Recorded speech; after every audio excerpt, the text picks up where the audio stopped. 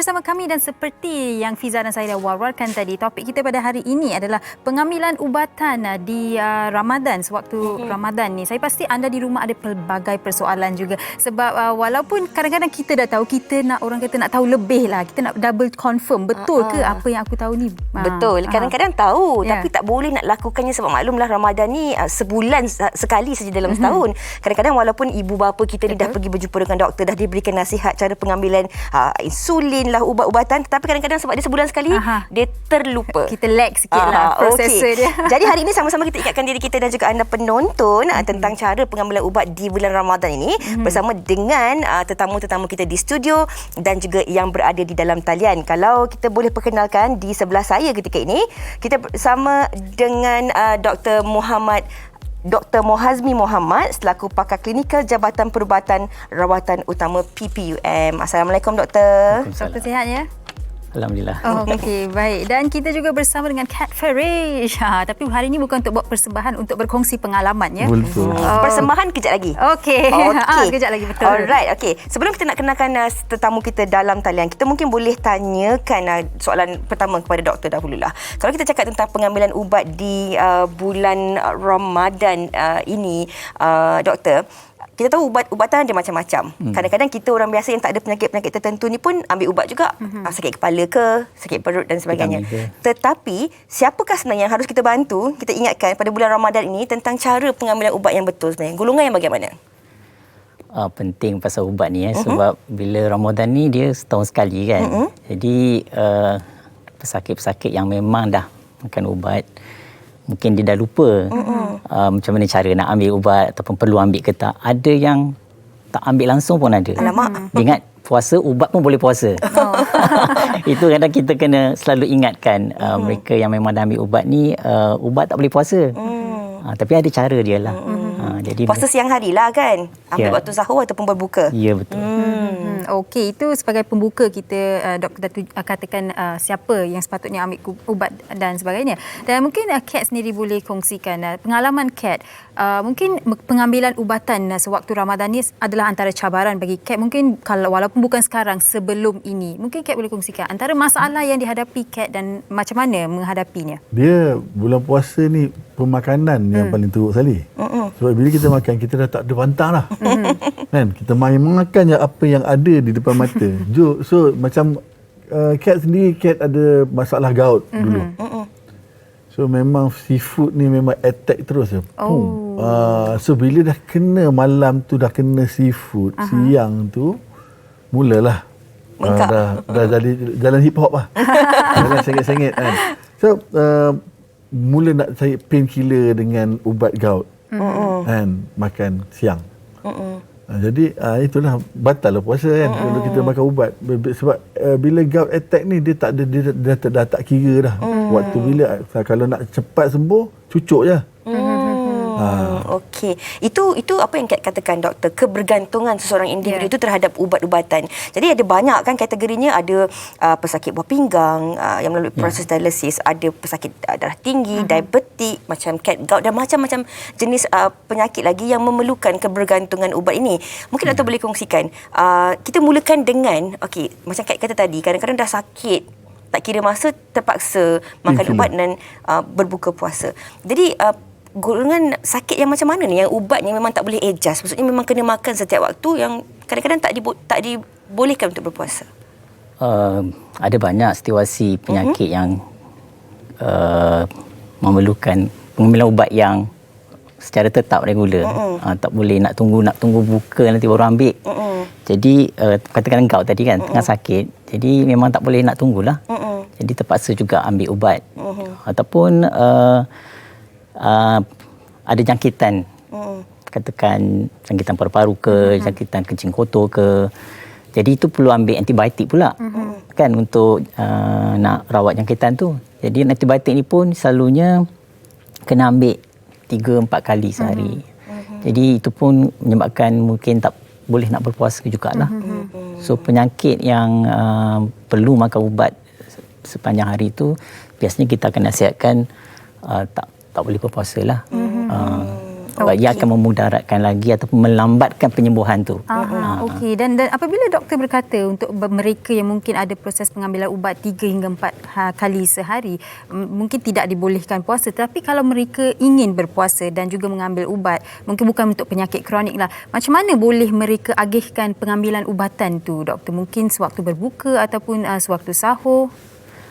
Sebenarnya kalau kita tetap mahu nak berpuasa, ya kita boleh bincang dengan doktor, kata saya nak puasa kalau sebolehnya. Sebenarnya ubat-ubat pun ada yang sekarang ni yang kita boleh bagi sekali sehari je, atau 2 kali, tak perlu ambil kerap. Jadi ada banyak jenis kan, so kita doktor akan prescribe yang lebih tak perlu makan banyak kali lah. Dia ada jenis-jenisnya. Ada dengan ubat juga yang kita boleh combine 2 in 1. Sekarang ni ada 3 in 1 pun. Wow. Ubat kencing manis, ubat darah tinggi ya. Jadi itu membantu sebenarnya. Dan ini kita boleh gunakanlah untuk dalam bulan Ramadan. Luar Ramadan pun bantu juga supaya kita tak perlu makan kerap je tak lupa kan. Jadi satu cara yang kita boleh bantulah pesakit. Dan kalau perlu ambil juga 2 kali kita cuba adjustkanlah, kita agihkan untuk di waktu sahur dan juga berbuka. Mungkin lewat malam lagi lepas more kata. Kita jarakkanlah. Sebab tu kita sebenarnya bukan pandai-pandai sendiri. Kita kena berjumpa dengan doktor. Kita tak boleh suka-suka nak adjust. Doktor bagi ubat tu dah ada ikut penyakit kita, keadaan semasa, berapa gram dan sebagainya kan. Ikut kesesuaian diri. Banyak kita nak bincangkan dengan doktor dan juga Kat selepas ini. Tapi sebelum tu, kita nak dengarlah juga apa sebenarnya pemahaman dan juga pandangan penonton-penonton dan juga rakan-rakan kita di luar sana tentang topik pada hari ini. Silakan.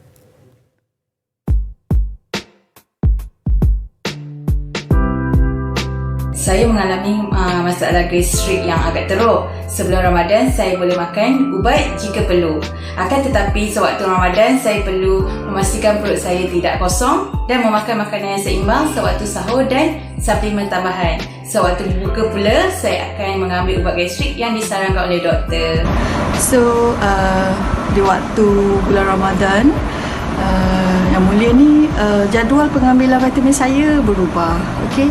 Alhamdulillah, dari segi energi saya still macam biasa. Cumanya pembahagian cara pengambilan vitamin tu saya pecahkan kepada 2. Satu malam sebelum tidur dan satu set lagi siang semasa, bukan siang lah, maksudnya semasa waktu bersahur.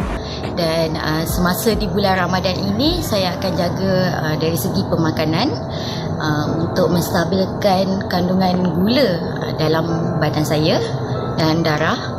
So dari segi ubat, saya akan mengikut nasihat doktor untuk makan ubat semasa sahur supaya saya tiada masalah kesihatan di bulan Ramadan inilah.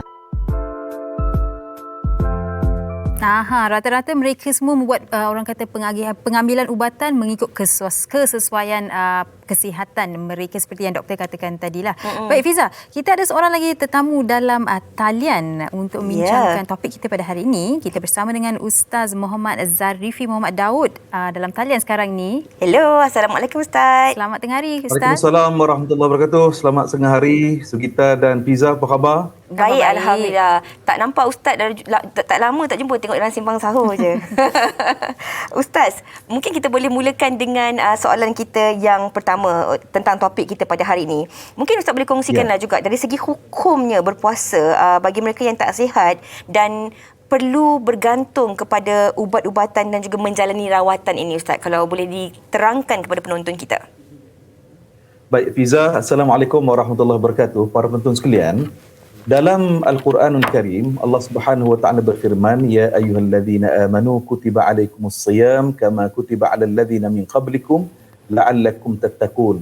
Wahai orang-orang yang beriman, telah dituliskan kepada kalian fardu ataupun kewajipan berpuasa sama seperti umat-umat terdahulu, yang mana puasa itu akan memberikan, mudah-mudahan memberikan takwa kepada kalian semua.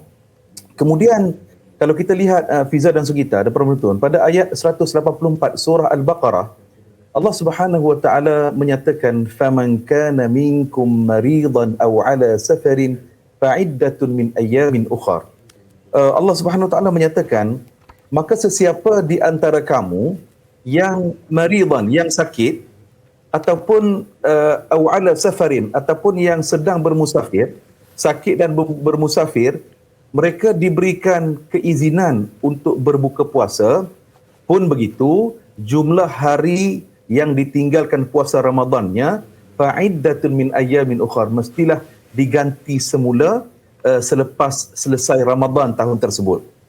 Baik, bila Fiza tanya tadi, apabila seseorang itu sakit, terpaksa bergantung dengan ubat, mungkin sakit kronik kan. Jadi berpandukan ayat ini, rahmatnya Allah Ta'ala, maha kasihnya Allah Subhanahu Wa Ta'ala, maknanya ada pengecualian yang diberikan. Maknanya bagi mereka yang sakit, maknanya sakit itu mungkin sakit yang kronik, sakit yang parah, yang terpaksa bergantung dengan ubat untuk menyelamatkan nyawanya.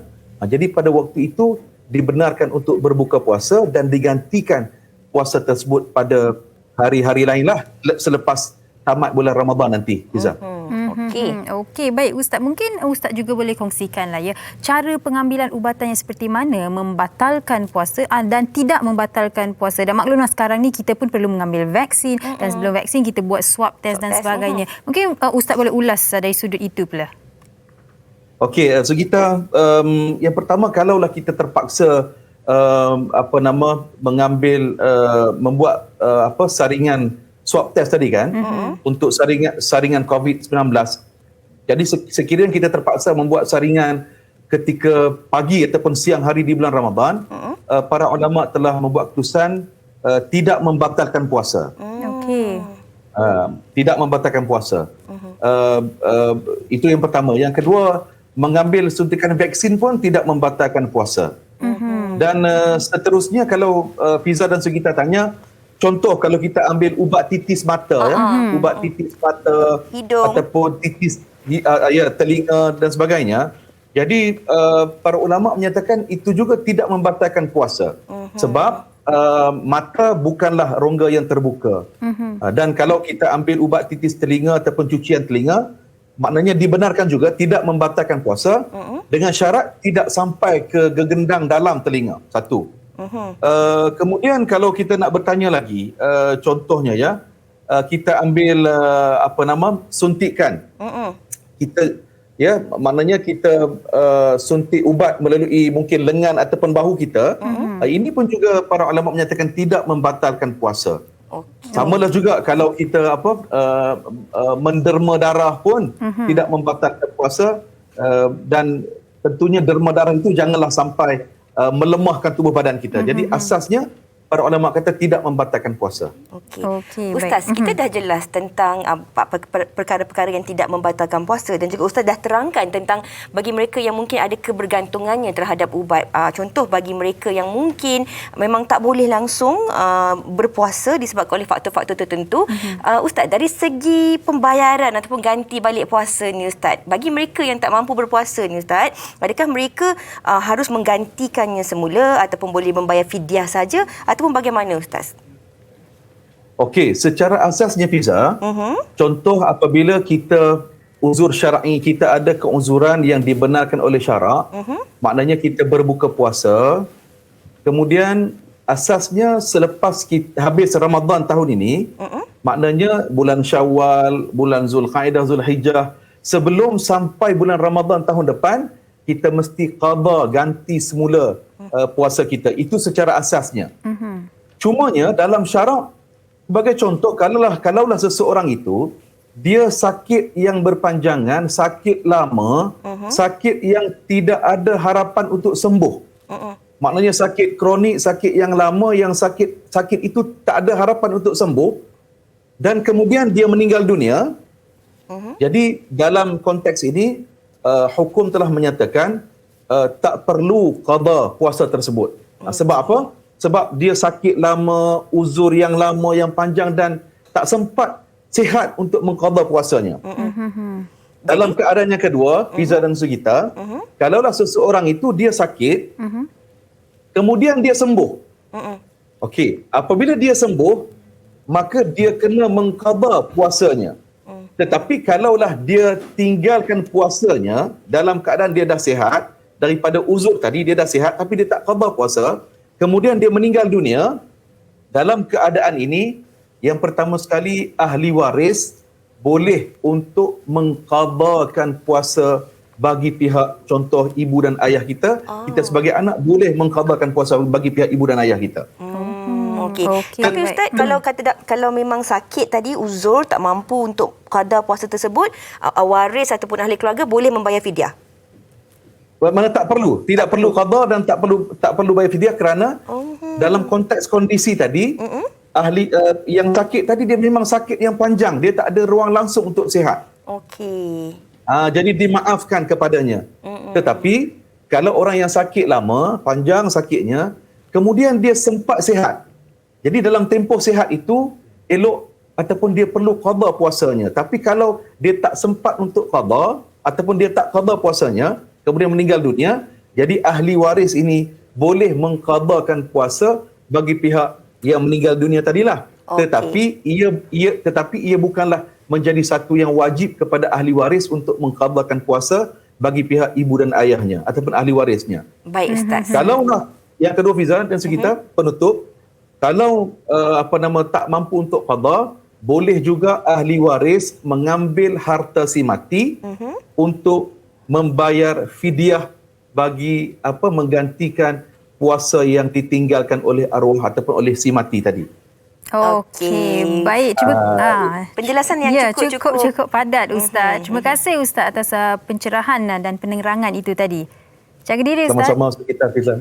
Sama-sama. Terima kasih. Okey. Baik, kalau itu penerangan diberikan Ustaz dari sudut agamanya, tapi nak tanya kepada Kat juga. Tadi Kat dah kongsikan di awal tadi ada masalah gaut dan sebagainya. Tapi nak tahu, Kat sewaktu Kat mengalami kesakitan itu, saya pasti Kat pun pernah terfikir, alamak saya nak tahanlah sakit ni, kalau boleh nak tahan. Tapi bagaimana Kat dalam situasi sebegitu, nak tahan juga tapi tak boleh dan terpaksa mengambil ubat? Baru-baru ni kena. Okey. Sebab yalah, bila bukan pasal makanan, basically pasal makanan, kacang, benda-benda yang sedap ni memang kena dekat orang gout. So basically dah kena, tapi bila dah kena tu Kat nak puasa juga. So tahanlah kesakitan tu. Memang tahan kesakitan tu sampai berbuka puasa. Tapi kalau dah tak tahan sangat, makan ubat. Tapi bila Ustaz cakap tadi, kalau kita cucuk tu boleh tak batal puasa, memang lepas ni ambil cucuk lah. Kan? Tapi selalunya dulu memang Kat memang tak suka cucuk. So makan ubat lah. Okey. Baik. Itu tentang Kat sendiri dan macam mana sebenarnya mengawal keadaan kesakitan dengan pengambilan ubat itu. Mungkin doktor boleh kongsikan bagi mungkin dalam kalangan penonton kita, ibu, ayah ataupun mereka yang mungkin mengalami penyakit seperti diabetik ataupun mereka yang melalui proses kemoterapi dan sebagainya ini. Kalau kita mulakan dengan insulin dulu, pengambilan insulin, pengambilan ubat darah tinggi, penyakit-penyakit yang orang kata penyakit-penyakit yang kebiasaannya memerlukan kebergantungan ubat ini. Mungkin doktor boleh kongsikan dari segi bagaimana mereka harus, orang kata, suai padankan pengambilan ubat itu di bulan Ramadan ini. Macam saya sebutkan tadi, mereka yang mempunyai penyakit kronik macam diabetes, darah tinggi ini memang perlu ambil ubat secara harian? Ya, harian lah. Jadi selalunya saya dengan pesakit saya akan buat perancangan awal. Jadi saya bila dia datang follow up tu, kita akan plankan untuk bulan puasa ni dekat dah ni, macam mana kita nak buat, kita nak adjust ubat tu macam mana. Maksudnya kita boleh adjustkan dos ke, ataupun kita boleh kurangkan, jadikan ambil waktu sahur dan berbuka sahaja. Jadi kita tengok kawalan dia juga, kencing manis contohnya, kawalan dia bagus ke tidak. Jadi kalau dia berazam nak berpuasa juga tahun tu, pastikan sebelum puasa tu kontrol dah bagus, stabil. Jadi bila dia masuk bulan Ramadan tu dengan mudah lah dengan pengambilan ubatnya, jadi tak ada banyak isu ataupun komplikasi. Jadi perancangan awal tu yang penting. Kawalkan dulu. Tapi kalau puasa dah dekat dah nak masuk Ramadan ni, tapi baru nak adjust, and then kawalan tinggi, sakit macam ni saya agak risau dan saya recommend mungkin kalau boleh tak berpuasa dan ambil ubat dengan cara yang lebih. intensif lah. Ini disebabkan kerana mereka perlu mengawal kadar gula dalam darah, kadar tekanan darah tinggi dan sebagainya untuk mengelakkan daripada ada komplikasi-komplikasi kepada penyakit lain. Okey. Dan doktor, mungkin ada juga yang tertanya lah, sewaktu saya berpuasa, saya ambil ubat, adakah orang kata kesan ubat itu ataupun penyerapan ubat itu oleh badan saya ni berkurang ataupun bagaimana? Adakah sama? Mungkin doktor boleh memberikan penerangan bagi ini. Dari segi contohlah kalau ubat kencing manis kan, biasanya dia punya pengambilan tu ada selepas makan, ada yang sebelum makan. Jadi kalau berpuasa kena adjust juga kita punya timing tu juga kan. Sebab ramai orang dia nak puasa juga tapi tak sahur.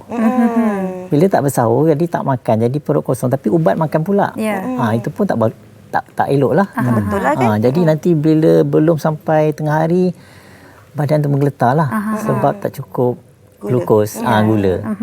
Sebab dia tak makan sahur tapi dia ambil ubat. Jadi timing tu dia mempengaruhi bagi apa yang kita makan juga. Macam saya tetap malam bersahur memang kena makan ubat darah tinggi.